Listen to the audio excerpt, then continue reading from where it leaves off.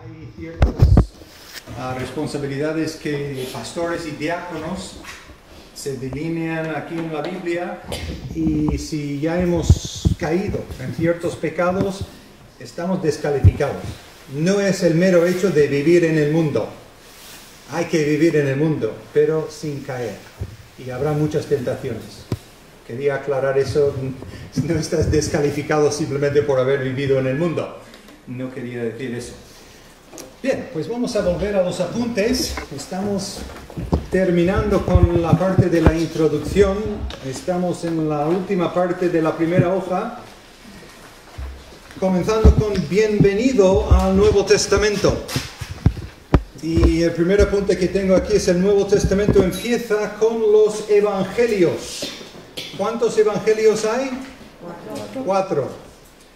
Los sinópticos significa misma vista, o misma visión, misma vista, mejor dicho, pero puedes entenderlo como misma visión, que son Mateo, Marcos y Lucas. Ahora es curioso porque si empiezas a leer Mateo, Marcos y Lucas y dices, cuando comparo los detalles de los tres, no parece la misma vista. Cada uno todavía ve las cosas de otra manera. Pero esos tres, comparado con Juan, tienen la misma vista, porque Juan tiene otra trayectoria mirando al mismo Señor Jesús, pero de otra perspectiva, completamente diferente.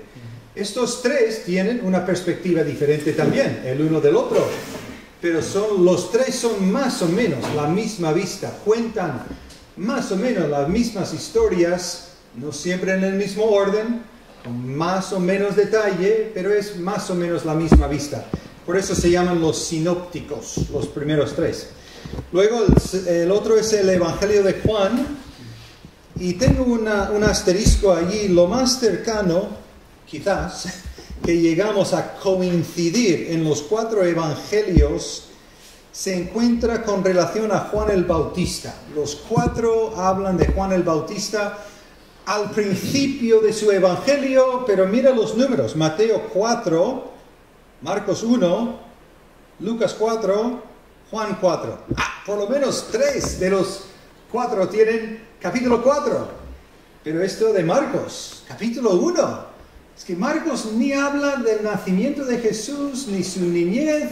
Salta, anuncia que está hablando de Jesús y enseguida está hablando de Juan el Bautista. Es increíble la diferencia, pero el Espíritu Santo le guiaba a enfocarse en Jesús como siervo. ¿Qué niño es realmente un siervo? Los niños reinan en la casa, ¿no? No suelen servir mucho, depende de la casa y las obligaciones que los padres imponemos. Pero es lo más cercano que realmente coincidimos, que al principio de cada evangelio aparece algo de Juan el Bautista.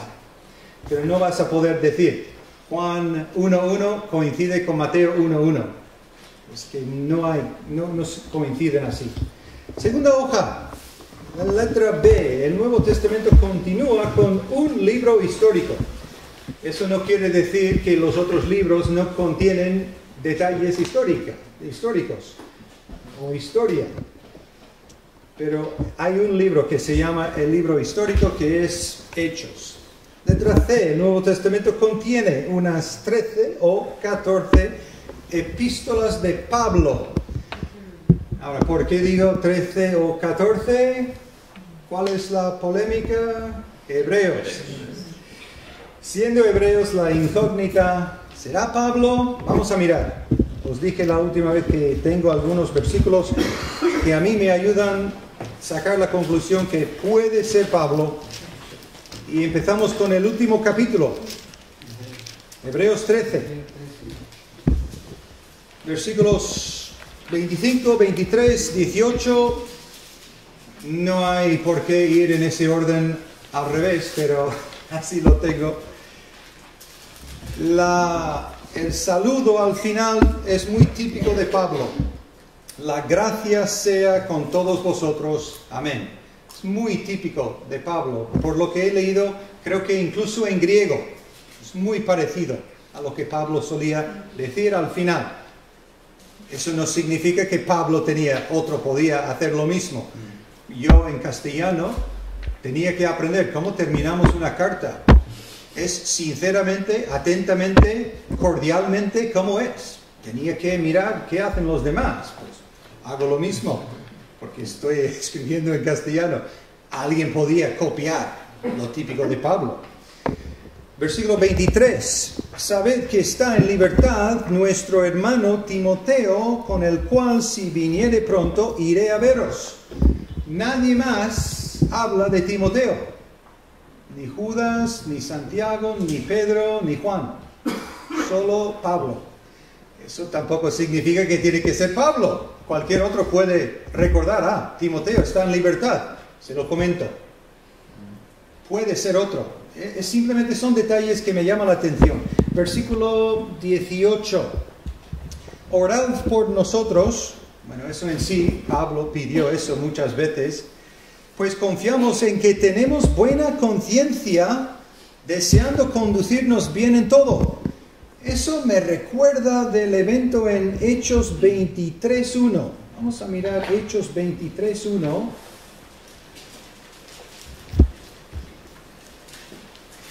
Donde Pablo está ante el concilio y dice: varones hermanos, yo con toda buena conciencia he vivido delante de Dios hasta el día de hoy. Y recibe una bofetada por atreverse a decir tal cosa. Tampoco tiene que ser que solo Pablo piensa que ha procurado vivir con buena conciencia. Pero es curioso, esa frase aparece, buena conciencia, que quería y había vivido Pablo. Me suena algo parecido. Volviendo a Hebreos. Es a los Hebreos. Al principio, bueno, se llama Hebreos porque él dice, después de la introducción, a ver. Estoy intentando citar donde él se dirige a ellos en concreto. No lo tengo apuntado. Sabemos que son hermanos en la fe en capítulo 3, versículo 1 y versículo 12. Lo siento mucho que no tengo apuntado donde destaca los hermanos a que se dirige Pablo en este libro. Si alguien lo ve, dime, y así no perdemos más tiempo. Quizás ni está en el primer capítulo.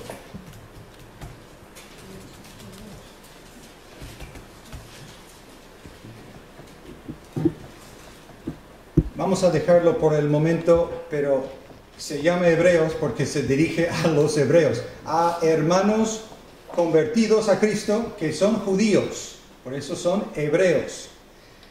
Y en 2 de Pedro, capítulo 3, versículo 15, dice lo siguiente: y tened entendido que la paciencia de nuestro Señor es para salvación, como también nuestro amado hermano Pablo, según la sabiduría que le ha sido dada, os ha escrito. Y Pedro se dirige a unos hermanos hebreos y menciona que Pablo les ha escrito. Pues ¿cuándo? Quizás el libro de Hebreos. Es la epístola que Pablo os ha escrito antes. Y el último que... Perdón, Roger, sí. ¿Puede ser Hebreos 2.11, 2.17? A ver, 2.11.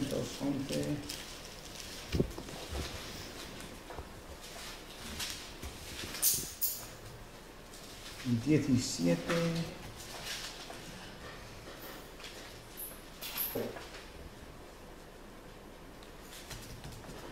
Como habla de expiar los pecados del pueblo, dices. Ahora, lo cual no se avergüenza de llamarlos hermanos. Sí, puede ser. Como siempre se refiere a los sacrificios del Antiguo Testamento y está juntando todos esos conceptos de los judíos del Antiguo Testamento, Y en el final del versículo 17, hablando de expiar los pecados del pueblo, esa sangre de los becerros nunca podía expiar los pecados de nadie, pero Jesús viene y cumple. Es evidente que está hablando con judíos que entienden y se basa todo en la ley y entienden todo a base de lo que escribió Moisés. Si hay otro más concreto, lo buscaré y os lo comentaré la semana que viene. Si alguien más está distraído y lo encuentra, puedes comentarlo, pero es posible que pierdas algún hueco aquí. También mira en capítulo 10, encontré otro, después de hacer los apuntes y pasárselos al pastor para imprimir. Me sonaba que había otro y lo encontré en 10:34 de Hebreos, donde habla de los presos. Dice, porque de los presos también os compadecisteis y el despojo de vuestros bienes sufristeis con gozo, sabiendo que tenéis en vosotros una mejor y perdurable herencia en los cielos. En el griego no habla de presos en plural, habla de desmois mu, y mu es como mío, de mí, el preso yo soy el preso. Entonces, el que escribió parece que era preso. Tampoco tiene por qué ser solo Pablo, había otros que estaban encarcelados por su fe. Pero es curioso que Pablo, sabemos que él estaba encarcelado varias veces, y es otra posible evidencia que fuese Pablo el autor de Hebreos también. Bueno, volviendo a los apuntes, el número 1, después, debajo de las epístolas, las primeras epístolas de Pablo fueron escritas a varias iglesias. Romanos, 1 y 2 de Corintios, Gálatas y 1 y 2 de Tesalonicenses.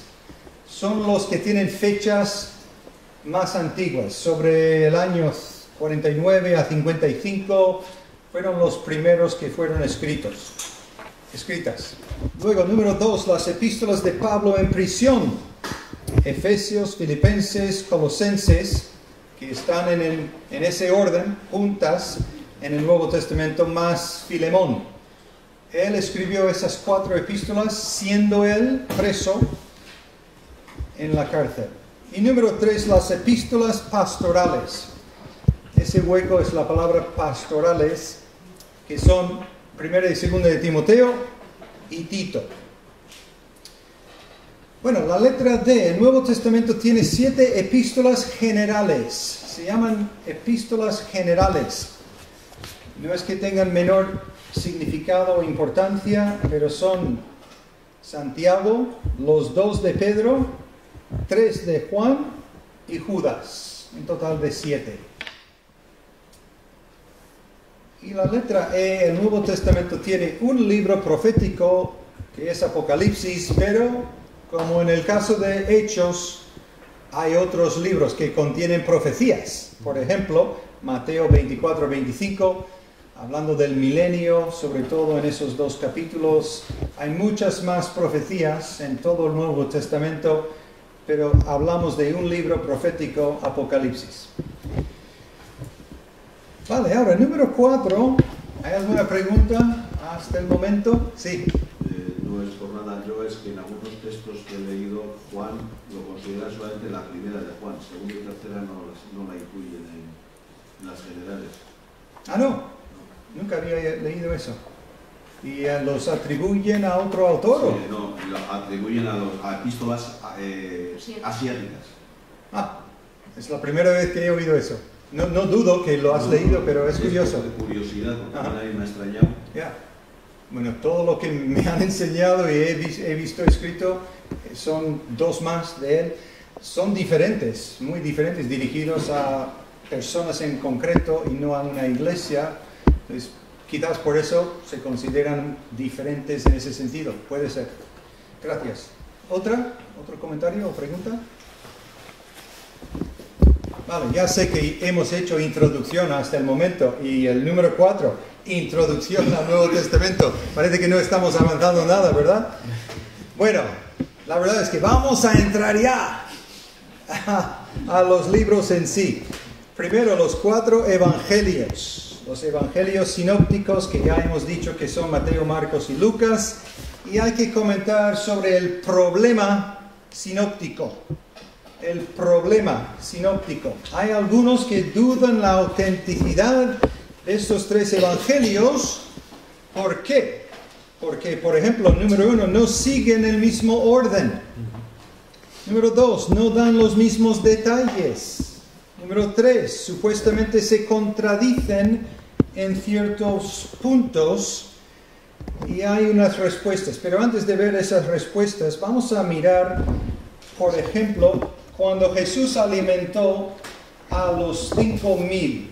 Vamos a mirar los 4 pasajes donde hablan de la alimentación de los 5,000. Primero en Mateo.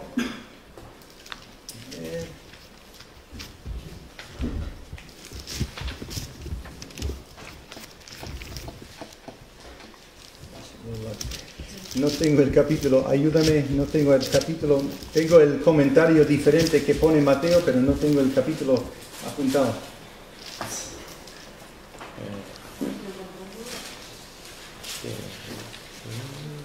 Capítulo 14, comenzando con el versículo 13, no vamos a leer todos los detalles, pero fijaros en versículo 21, casi el último comentario que Mateo hace acerca de ese milagro, dice, y los que comieron fueron como 5,000 hombres, sin contar las mujeres y los niños. Los otros 3 no hablan en concreto de mujeres y niños, simplemente hablan de 5,000 hombres. Ahora, para mí es muy lógico que haya familias en algunos casos, no solo hombres ahí escuchando a Jesús. En algunos casos solo la mujer. El hombre está trabajando.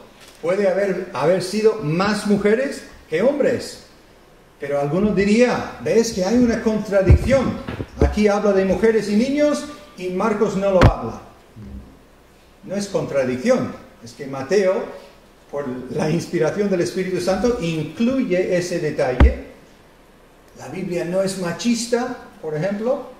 Jesús alimentó a mujeres y niños también. Es que hay muchas acusaciones a la Biblia. Y el problema no es que la Biblia tenga contradicciones, es que la gente no quiere obedecerla. No quiere recibir la salvación humildemente por fe. Quiere justificarse y no quieren creer. Luego, en Marcos capítulo 6, habla de los grupos. Mateo no había hablado de grupos de 50 y de 100. Pero aquí en Marcos, capítulo 6, versículo 40, dice, y se recostaron por grupos de 100 en 100 y de 50 en 50. Luego en Lucas, capítulo 9. Vamos a mirar Lucas 9.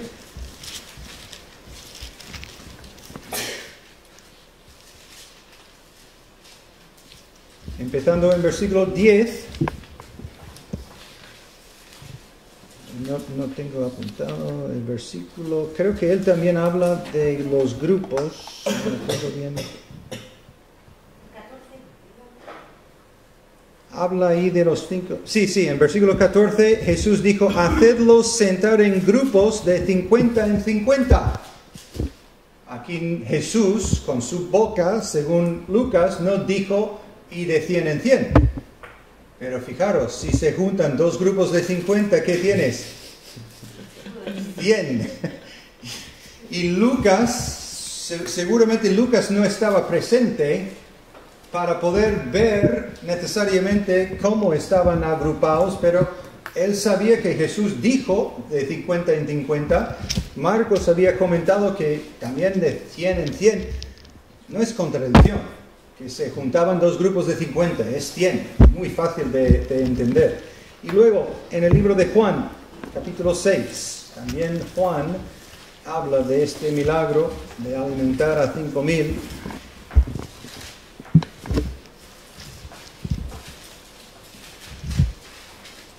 Capítulo 6, los primeros 13 versículos, y es versículo 11 donde veo un detalle diferente. En los otros 3 no había hablado de que Jesús daba gracias. Versículo 11, y tomó Jesús aquellos panes y habiendo dado gracias, los repartió entre los discípulos. Los otros 3 no hablan de dar gracias. Pues alguien se ha equivocado. No. Uno incluye ese detalle, pero al final de ver los 4 tenemos más riqueza. Vemos más detalles que para Dios tiene importancia, por las razones que tenga Él. Podemos suponer por qué incluye Mateo esto y Juan el otro y por qué no aquello. Hay que creer todo lo que se pone y aprovechar de esa riqueza e intentar, y no es difícil, juntar todos los pasajes si queremos creer lo que Dios ha dicho. No dudemos lo que Dios ha puesto en esta palabra. Con trabajo, a veces hace falta trabajar. No sé cómo habéis hecho en el control, pero hay que estudiar cosas de hace una semana. Pues sabéis que estos no fueron escritos al día siguiente. Mateo no estaba ahí tomando apuntes y recordando todo lo que hizo Jesús para luego escribir un evangelio. Fue escrito años más tarde, y recordar todos los detalles, el Espíritu Santo inspiró a cada uno a incluir los detalles que él quería. Ahora, volviendo aquí a las respuestas, no conforme el orden de los argumentos de arriba. Número 1, toda la Biblia es inspirada por Dios. Segundo de Timoteo 3:16. Eso, hermanos, creemos por fe. No hay pruebas. Dios lo dice. Ninguno de ellos podía decir, y así lo hizo. Yo estaba soñando y me vino de repente un viento y fui lleno del Espíritu Santo y empecé a escribir. Todos están muertos, no nos han dicho nada. Tendríamos que suponer cómo lo hizo. Lo creemos por fe. Y Dios dice que toda su palabra es inspirada por Dios y útil para todo lo que dice ahí. Número 2, cada autor tiene un tema o enfoque, si queremos decirlo así, que quiere enfatizar. Por ejemplo, Mateo, Cristo como Rey. Marcos, Cristo como siervo. Lucas, Cristo como Hijo de hombre. Y también Juan como el Hijo de Dios en su deidad. Número 3, cada autor tiene una perspectiva que le guía cuando escribe, la cual nos ayuda a pintar un cuadro más completo de nuestro Señor Jesucristo. Y creo que debemos verlo así. Suelo usar la ilustración si Miquel tiene que salir un momento para buscar algo en su coche y de repente oímos y vemos fuego. Igual vosotros en este lado no veis el fuego, pero yo, mirando por el espejo, veo el fuego. Miguel, que está en la puerta, él ha visto una persona saltar del coche, pero todos hemos oído el plash del choque y vamos a escribir algo sobre nuestro testimonio del choque aquí delante de la iglesia. 16 versiones. Si damos con buena fe, no hemos mentido, pero somos testigos hasta el punto que hemos visto, oído y podemos dar testimonio. Así los evangelios dan el testimonio con esa perspectiva para ayudarnos a verle a Jesús como es. Bueno, ahora empezamos con Mateo. Cristo el Rey. Empezando con el primer versículo, como hijo de David. David era el más conocido, favorito, si queremos decirle, rey de Israel. Así que como hijo de David era rey. Y 9 veces en el libro de Mateo aparece esta frase, hijo de David. Hay más de 60 citas del Antiguo Testamento en el libro de Mateo. Ahora, voy a hacer una pausa aquí. No tengo contados todos esos detalles. Yo creo muchos de los detalles aquí, de los que tienen tiempo y se han interesado en contar exactamente cuántas citas y de qué libros, y ellos dicen que de los 39 libros del Antiguo Testamento, 25 hay citas de 25 de esos 39 libros. En Mateo 1 al 17 tenemos la genealogía del rey. Ese hueco es la palabra rey. Vamos a escribir rey o reino muchas veces aquí en lo que queda de esta hoja.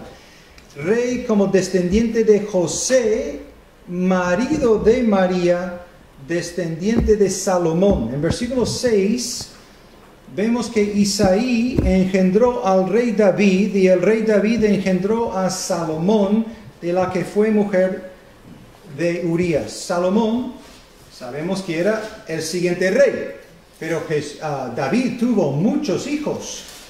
Y María es descendiente de otro de los hijos de David, que no llegó a ser rey. Así que el que es descendiente del rey por la línea de reyes es José, que ni es el padre de Jesús, pero Dios en su soberanía incluía incluso el marido de la mujer que da a luz al Mesías, incluso él está en la línea davídica, la línea del rey. Y Mateo está escribiendo a judíos, quiere convencerles, tu Mesías ha venido, es Jesús, es hijo de David, hijo de Salomón, hay que seguirle porque es tu rey. En Mateo 28, 18, vamos a mirar ahí rápidamente, termina el libro con lo que se llama la Gran Comisión. Y hay algo curioso. Si yo te digo, dame la cita de la Gran Comisión en Mateo, ¿qué cita darías? Mateo 28, solemos decir 19 y 20, porque escucha lo que dice 19. Por tanto, id y haced discípulos a todas las naciones, bautizándolos en el nombre del Padre y del Hijo y del Espíritu Santo, enseñándoles que guarden todas las cosas que os he mandado, y he aquí yo estoy con vosotros todos los días hasta el fin del mundo. Amén. La Gran Comisión: vete, haced discípulos, bautízalos, júntalos en la iglesia y enséñales. Pero siempre se nos olvida el primer comentario de Jesús aquí. Versículo 18. La base de toda esa comisión es la autoridad de Jesús. Dice 18, y Jesús se acercó y les habló diciendo, toda potestad me es dada en el cielo y en la tierra. Si alguien ha sido jefe alguna vez o responsable con otras personas debajo de ti, sabes que aunque fueras tú la persona más débil, más tímida que hay en el mundo, si tú dices, vamos a la tienda, todos los que están debajo de ti tienen que ir a la tienda. Esto no es toda potestad, no es fuerza. Oye, vamos a la tienda porque lo digo yo y tengo fuerza, te voy a forzar, obligar a ir a la tienda. Jesús no tenía que decir eso. Podía. Jesús es omnipotente y podía forzarnos, obligarnos a ir por fuerza. Pero la palabra aquí potestad es exousia. Yo tengo autoridad. Yo soy el rey. Te digo, id y haced discípulos. Hermanos, es muy importante que nos demos cuenta que realmente no es una opción. El rey nos ha mandado. Desde el primer versículo de Mateo hasta los últimos 3, Jesús es el rey. Somos sus súbditos, tenemos que obedecerles, someternos a lo que nos manda hacer. Entonces, desde el principio hasta el fin, Mateo destaca que el rey, otra vez, ese hueco es la palabra rey, muestra la autoridad del rey. Por eso, vamos a hacer discípulos. Volviendo a capítulo 2, se menciona no solamente David, Salomón, los reyes de Israel de los cuales Jesús es descendiente. Cuando vinieron los magos en capítulo 2, versículo 2, ellos en concreto están buscando al rey. Y dicen, versículo 2, ¿dónde está el rey de los judíos que ha nacido? Están buscando el rey de los judíos. Y Mateo en concreto incluye ese detalle para que los judíos que están leyendo su evangelio se den cuenta, ellos estaban buscando al rey. Pues quizás Jesús es nuestro rey, el Mesías que estamos esperando, que va a asumir el trono de David eternamente. Pues así es, y por eso Mateo hace ese enfoque sobre el rey. También se menciona el reino. El siguiente hueco es la palabra reino, en capítulo 3, versículo 2 y 4:17, por ejemplo. 3:2 dice, diciendo, arrepentíos, porque el reino de los cielos se ha acercado. Juan el Bautista predicando ahí. En 4:17, Jesús también dice, arrepentíos, porque el reino de los cielos se ha acercado. Esto no es el reino milenial. El reino de los cielos puede empezar y ocuparnos. El deseo de Jesús es que empecemos a vivir ahora como tendremos que vivir en su reino actual, en el milenio y en el cielo, eternamente. Quiere que vivamos con ese corazón ya. Se ha acercado. Jesús diría, está entre vosotros el reino, porque Él gobierna como rey. Él tiene la autoridad, Él manda, si estamos escuchando, si estamos dispuestos a vivir en su reino. Bueno, capítulo 1 de Mateo habla de la genealogía de Jesús. Si alguien te preguntara, ¿dónde encuentras en la Biblia la genealogía de Jesús? Debe de venir a nuestra mente Mateo 1, la genealogía de Jesús. Quizás también Lucas, que viene por medio de José, como hemos dicho antes, por Salomón, el rey. Siguiente hueco otra vez, es rey. Ves que estoy enfatizando mucho este aspecto del rey, porque es como Mateo lo pone. Y también en la letra C, por varias sorpresas, varias mujeres, incluso no judías, en los versículos 3 al 6. Y quiero ver esos 4 versículos en Mateo 1, del 3 al 6. Tenemos a una mujer que se llama Tamar, que fue por medio de una relación incestuosa. Ahora, no era la culpa realmente de Tamar, aunque ella engañó, pero había sido defraudada. Y no es buena esa relación, pero es la verdad. Muchos critican nuestra Biblia a veces por incluir detalles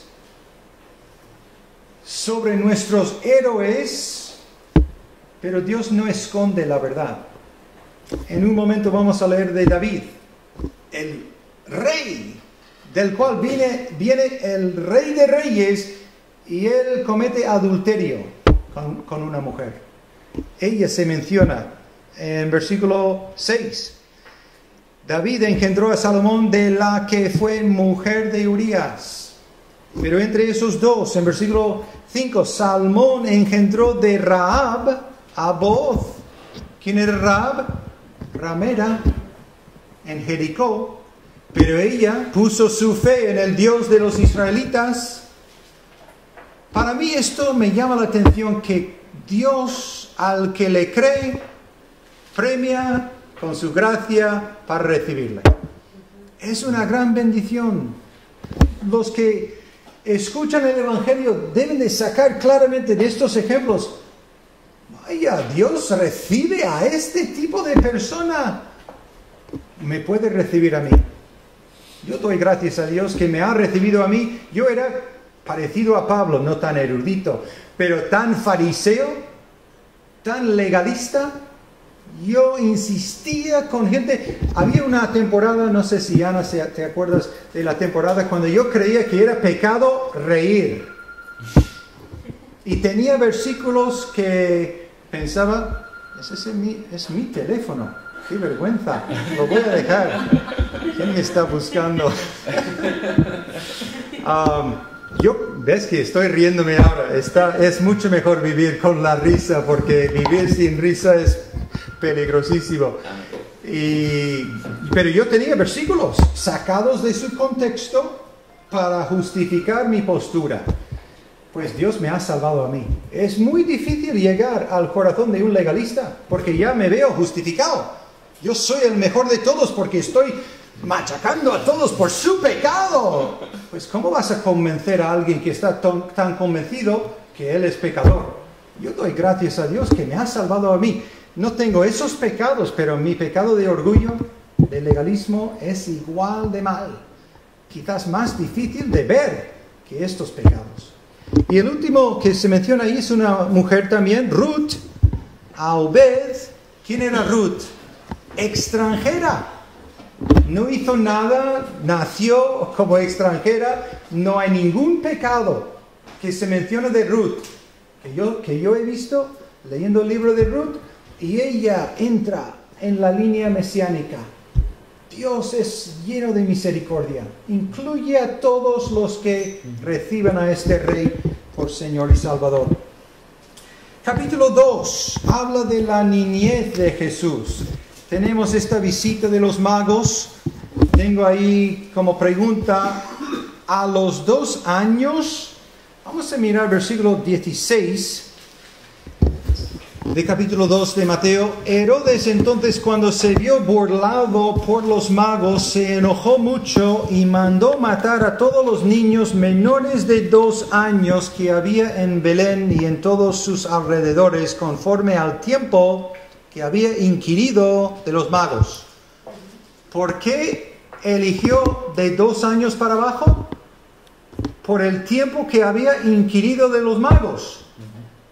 Nos parece que al preguntar a los magos, ellos tenían que testificar así.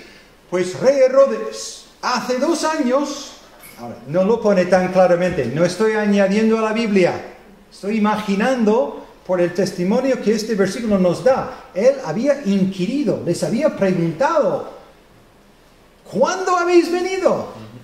Pues seguramente dijeron, hace 2 años, estando nosotros en el este, vimos su estrella y hemos venido muchos kilómetros. Y sobre terreno no fácil, no había carreteras ni paradas de autobús. Es que venían con camellos cargados seguramente, y les costaba 2 años en llegar. Habían visto la estrella anunciando su nacimiento, y además cuando vinieron le encontraron ¿dónde? En la casa, no en el mesón. No habla del pesebre. Cuando llegan los magos, le encuentran en la casa. Eso en versículo 11 pone, los magos llegan y dice, y al entrar en la casa, y he mirado hoy para confirmar la palabra para casa aquí y la palabra para pesebre, palabra para mesón en Lucas, son 3 palabras diferentes en griego.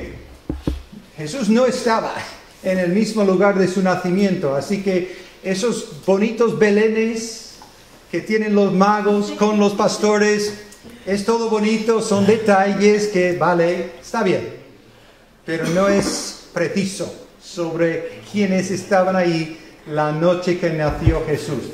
Evidentemente estos magos llegaron 2 años más tarde, mirando estos detalles que hay aquí. Luego, en el mismo capítulo 2, Jesús huye con sus padres a Egipto, la letra B pequeña aquí, obedeciendo al ángel, en versículo 13, después que partieron ellos, he aquí un ángel del Señor apareció en sueños a José y dijo, levántate y toma al niño y a su madre y huye a Egipto y permanece ahí hasta que yo te diga, porque acontecerá que Herodes buscará al niño para matarlo, que evidentemente lo hace. 2 o 3 versículos más tarde nos lo dice. Así que él lo hace cumpliendo las Escrituras. Ahora, si quieres mirar, no vamos a poder ver todos estos detalles, pero después tengo apuntado ahí Oseas 11:1, míralo más tarde, pero ahí habla de haber sido llamado de Egipto. La letra C, vuelta de Egipto a Nazaret, otra vez obedeciendo al ángel, versículo 19. Pero después de muerto Herodes, he aquí un ángel del Señor apareció en sueños a José en Egipto, diciendo, levántate, y ellos vuelven y quedan en Nazaret. Eso también cumpliendo las escrituras, según versículo 23, y vino y habitó en la ciudad que se llama Nazaret, para que se cumpliese lo que fue dicho por los profetas, que habría de ser llamado Nazareno. Ahora, esto tenemos que mirar, porque es un poco más complicado ver en Isaías 11:1. ¿Alguien se acuerda de haber leído de Nazaret en el Antiguo Testamento? Bien, porque no aparece Nazaret en el Antiguo Testamento. Buena respuesta. Pero es interesante que hay una palabra, según lo que tengo apuntado, esta palabra de hebreo coincide con las palabras sus raíces en 11:1 de Isaías. Aquí está hablando de una vara que saldrá del tronco de Isaí. Isaí es el padre de David, pues es descendiente de David, y un vástago retoñará de sus raíces. Lo que he leído es que la palabra en hebreo para raíces es netzer. Netzer, y dicen que quizás de allí viene nazareno. Es un poco estirar para coincidir, pero hay palabras en vasco que si tú lo miras, y yo lo miro, estoy convencido que eso tiene que ver con esa otra palabra de alegría o de echeverría, una nueva casa o lo que sea. Evidentemente, echeverría es casa nueva, es fácil. Pero hay otras que yo veo y le pregunto, ¿eso significa? Está posible, hombre, eso no puede ser. Pero yo veo esa conexión, pues parece que de esa palabra en hebreo viene la posibilidad, y también porque este vástago, el concepto de un vástago es una simple rama, no es un árbol fuerte que da mucho vigor y tiene mucho valor económico por el fruto que da. Jesús, recordando Isaías 53, no hay apariencia buena que vamos a desearle. Era un hombre normal, perfecto como hombre, perfecto, nunca pecó, pero no era extraordinario, no era como el hijo de Salomón, tan bonito, tan guapo que todo Israel quería seguirle. Jesús era un hombre extraordinariamente ordinario. Era una rama. Y Nazaret, porque no aparece en el Antiguo Testamento, y en el Nuevo, como va a decir, vamos a mirar en Juan capítulo 1, el comentario que hace es Natanael, ¿no? Creo que es Natanael, que cuando oye que han encontrado el Mesías, en versículo 45 de Juan 1, Juan 1, 45, Felipe halló a Natanael y le dijo, hemos hallado a aquel de quien escribió Moisés en la ley, así como los profetas, a Jesús, hijo de José, de Nazaret. Y Natanael le dijo, ¿de Nazaret puede salir algo de bueno? ¿Qué hay bueno de Nazaret? ¿Dónde la Biblia habla de algo importante o bueno de Nazaret? Pues solamente aquí en Isaías 11:1. Algo, un vástago. ¿Hay alguna esperanza de vida que puede dar fruto de este árbol que es Isaí? Pues es este. Es el Mesías que vino de Nazaret. Y los comentaristas es lo que dicen acerca de dónde lo dijo en el Antiguo Testamento. Bueno, número 3, capítulo 3 de Mateo. ¿Qué hay en capítulo 1 de Mateo? Genealogía. Capítulo 2, la niñez de Jesús. Capítulo 3, vamos a mirarlo como la preparación de o para Jesús. En Mateo capítulo 3, juntándolo con lo que vimos la semana pasada de Malaquías 4, 5 y 6. Y aquí está la referencia de Mateo 11, 14. Miquel, que habla de Juan el Bautista cumpliendo la profecía de Elías que vendría. Juan predica arrepentimiento y el reino. Otra vez la palabra reino en ese hueco. En versículo 2 ya hemos visto antes diciendo arrepentíos porque el reino de los cielos se ha acercado. La letra B, Juan cumple otra profecía, la de Isaías 43, en versículo 3, pues este es aquel de quien habló el profeta Isaías cuando dijo, voz del que clama en el desierto, preparad el camino del Señor, enderezad sus sendas. Y la letra C, Juan bautiza a Jesús en versículos 13 al 17, dice, entonces Jesús vino de Galilea a Juan al Jordán para ser bautizado por él, mas Juan se le oponía diciendo, yo necesito ser bautizado por ti y tú vienes a mí. Pero Jesús le respondió, deja ahora, porque así conviene que cumplamos toda justicia. Entonces le dejó. Y Jesús, después que fue bautizado, subió del agua, y he aquí los cielos fueron abiertos, y vio al Espíritu de Dios, que descendía como paloma, y venía sobre él, y hubo una voz de los cielos que decía, este es mi Hijo amado, en quien tengo complacencia. Ahora, versículo 15, cuando Jesús dice, deja ahora, porque así conviene que cumplamos toda justicia. Yo, haciendo este estudio, os digo sinceramente, por primera vez he descubierto, con la ayuda de comentaristas, dónde saca los bautistas alguna conexión con el Antiguo Testamento sobre el bautismo. Porque cuando Jesús dice, vamos a cumplir toda justicia, vamos a hacer lo correcto, ¿cómo sabemos que es correcto? ¿Por qué tiene que ser bautizado? ¿Dónde el Antiguo Testamento habla de bautizarnos? Pues he encontrado con esas ayudas en Isaías 1 y en Isaías 4, en Isaías 1:16, habla de lavarnos. Habla de lavarnos. Y también en 4, versículo 4, este lavamiento. No hay sangre de cordero o de becerro que limpie de pecado. Y no hay agua. Cuando se llena el bautisterio aquí de agua, no hay nada mágico en el agua. Es agua. El mismo seguramente que bebes en tu casa. El pastor no lo santifica con ningún rito. Es agua. Es el corazón que demuestra que estoy arrepentido. Estoy siguiendo a mi Señor. Estoy crucificado juntamente con Él. Estoy como muerto. Y lo simbolizo con bajar a las aguas como si estoy muerto en aguas. Y levantado a vida nueva. Alguien me levanta. En ese caso el pastor, pero no es el pastor. Tampoco tiene poder para hacer a nadie andar en vida nueva. Es simbólico. Pero aquí en Isaías 1:16 vemos algo de ese simbolismo. Dice, lavaos y limpiaos, quitad la iniquidad de vuestras obras delante de mis ojos y dejad de hacer lo malo.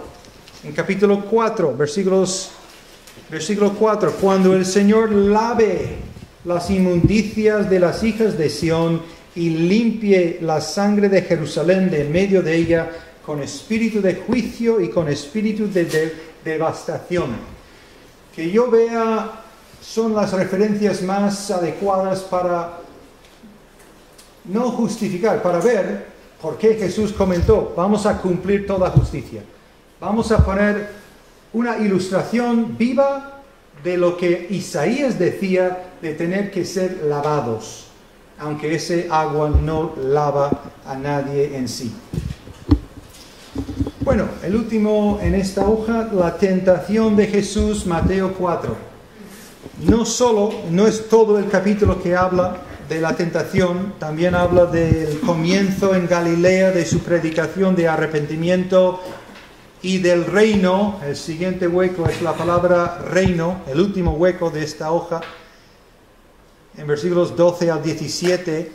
También el llamado de 4 discípulos, en versículos 18 al 22, y más predicación con ministerio personal a las personas, en versículos 23 al 25. Pero cuando el pastor está predicando y dice, ¿os acordáis de la tentación en el desierto de Jesús? Hay que pensar, Mateo 4. Mateo 1, genealogía. Mateo 2, niñez. Mateo 3, Juan el Bautista, su bautismo.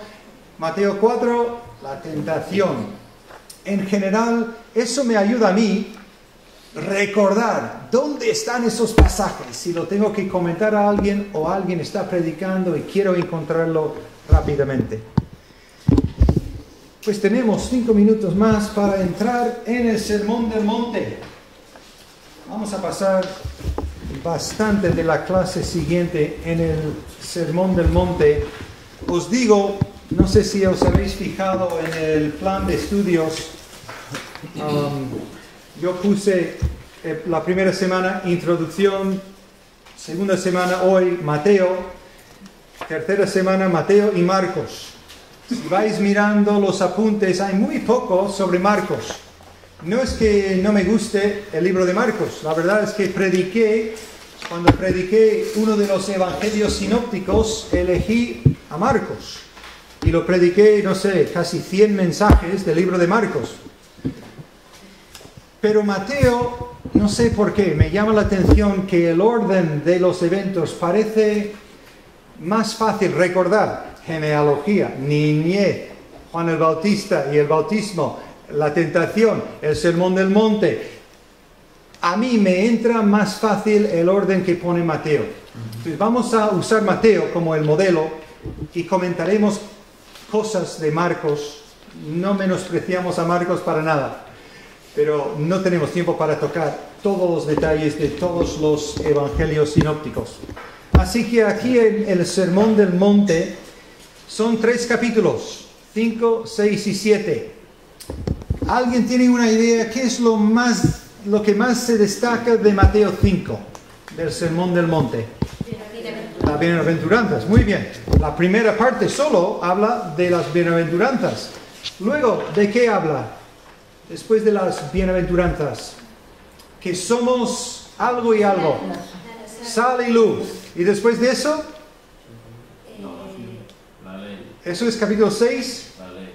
La ley, muy bien. ¿En qué sentido la ley? Habla de que habéis oído que, y da 5 ejemplos, creo que son 5, de que en la ley dice eso. ¿Y qué dice Jesús? Pero yo os digo, pero, la ley dice, pero, vamos a ver eso la semana que viene en más detalle, pero es curioso, Jesús no está contradiciendo o negando nada del Antiguo Testamento, está diciendo, vale, sabéis cumplir por fuera, vamos a hablar de tu corazón, vamos a entrar en el por qué haces lo que haces, no cumpliendo exteriormente, pero en el hombre interior. Vamos a ver si hay algo de convicción aquí, con los detalles que yo os voy a decir, porque yo conozco al Padre que dio esa ley. Pero vamos a empezar simplemente un minuto más sobre las bienaventuranzas. Primero, son características eternas y espirituales. Yo no tengo todo escrito, pero quiero sobre todo los de nivel C que escribáis, que son características eternas y espirituales. Dios quiere que vivamos conforme a estos principios del Sermón del Monte ya. Será obligatorio en el milenio. Cuando Él es rey sobre todo el mundo, todos tendrán que someterse y vivir como Él manda, porque tendrá su vara para obligarles. Pero ahora nos pide, os voy a decir cómo es mi reino.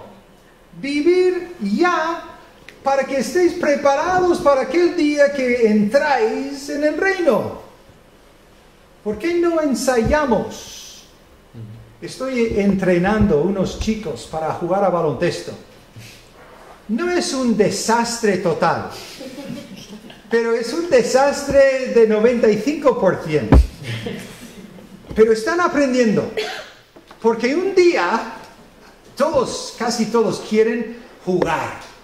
Casi todos los entrenamientos. Vamos a jugar partidillo. Posiblemente, depende de cómo os comportáis de ahora hasta que hay posibilidad de partidillo. Y otros, y partidillo, uniforme, con árbitros y todo, ¿cuándo? No sé, espero que el año que viene, pero los tengo que preparar para entrar en cancha. Y todo lo que hago lo tomo muy en serio, sea predicar una clase como esta, predicar en mi iglesia, enseñar inglés, enseñar a jugar a baloncesto, lo que sea. Lo veo muy importante de ser consecuentes con nuestra vida, de vivir lo que predicamos. Y veo un paralelo en el deporte, porque he jugado mucho deporte. Podría hablar de la música, toco trompeta también, mal, pero lo toco y sé que hay que entonarnos con los otros instrumentos. Hay muchas ilustraciones que podemos usar. Para mí lo más fácil es el deporte. Y se ve el carácter de la persona jugando cualquier deporte. Yo soy terrible con ping pong. Mi esposa ni quiere verme jugar a ping pong.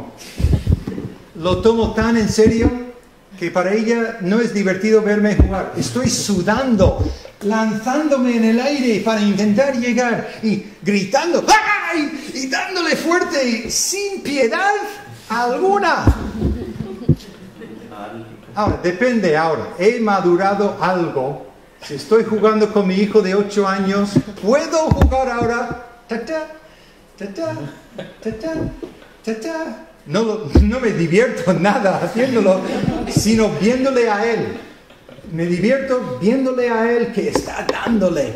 Pero antes, eso para otro. Ana, tú, juega con mi hijo. Yo voy a jugar. Voleibol igual. Cuando empiezo a jugar a voleibol, tengo que preguntar, ¿qué tipo de voleibol vamos a jugar? ¿Con normas de no llevarlo y tirarlo o no? Y si sé, puedo jugar. Pero antes, normas. Y está bien, hay normas, hay que saberlas. Pero las normas de poder cogerlo y tirarlo es una norma también. No me gusta, pero ¿cómo son las normas del reino? ¿Quiénes son los bienaventurados? ¿Quiénes son los verdaderamente felices? Es la idea de bienaventurados. ¿Quieres ser feliz? Lee lo que pone aquí. Y la próxima vez vamos a ver los detalles.